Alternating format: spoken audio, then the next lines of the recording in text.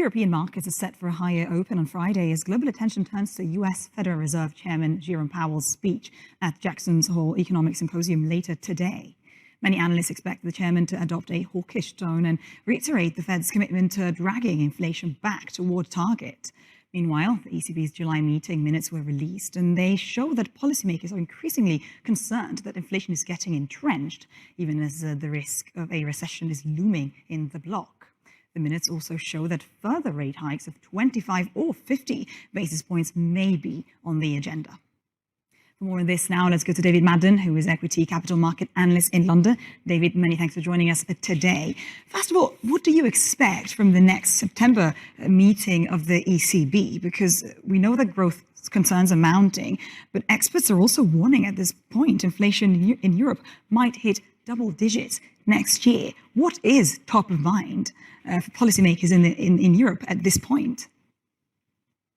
I think the fact that CPI in the Eurozone is at 8.9%, it's record high, it's showing no signs of slowing down. I think even though the possibility of a recession or at the very least an economic cool down in the currency bloc is a very real possibility, I think the ECB are going to press ahead with another 50 basis points hike. If you look around the world and what other central banks are doing, they all seem to be moving in unison. They all seem to be very keen to tackle high levels of inflation. Here in the UK, the Bank of England have hiked interest rates 6 times since December last year. And the most recent hike was a hike of 50 basis points. Over in the US, we've seen 4 interest rate hikes this year alone. The last 2 rate hikes have been hikes of 75 basis points each. There's a possibility the Fed might do another 75 basis point hike next month. As you mentioned in your intro, Jerome Powell's speech at Jackson Hole today is going to be in focus, and traders will be trying to figure out what size of a rate hike will the Fed deliver next month. So when everyone else is hiking by fairly large amounts, that sort of gives the European Central Bank cover to actually do a large rate hike themselves. Now, there is concern that the Eurozone might enter a recession. Gas prices are high. The most recent manufacturing and services figures in the Eurozone are disappointing. But for the time being, I think they're going to be more fixated on bringing down the cost of living than they are in terms of economic activity.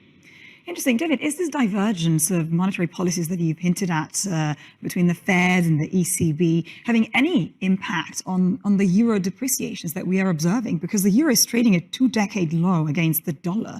First of all, can you explain to us what's the mechanism behind that? And also, could it slide much further? Firstly, in relation to why did the euro fall to a 20-year low? Well, it was a mixture of a weak euro and a strong US dollar. As I mentioned, economic activity, manufacturing and services in the Eurozone, the most recent figures were very disappointing. They're concerned that the Eurozone is either going to slow down or enter a recession. Wholesale gas prices this week in mainland Europe settled at their record high, so there are major concerns over energy. There are also fears about will Europe have enough energy to survive through the winter at regular capacity. Those fears are all hanging over the euro.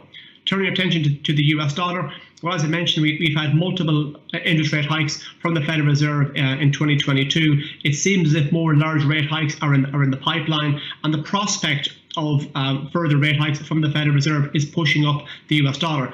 And it's not just purely about interest rate hikes, it's also to do with your willingness and your ability to do it.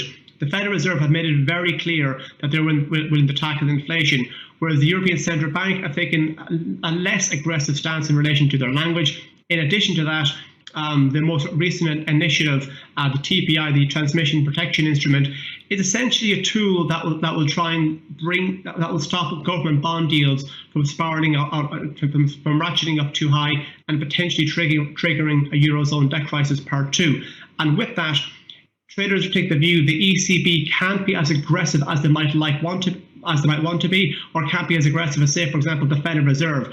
And that's why we're seeing this aggressive move to the downside in euro dollar. And given the way things are going, gas prices in continental Europe, the perception of what the Fed are going to do in the months down the line, we could easily see the euro dollar print new 20-year lows in the weeks and months ahead. Interesting. David Madden, many thanks for this update.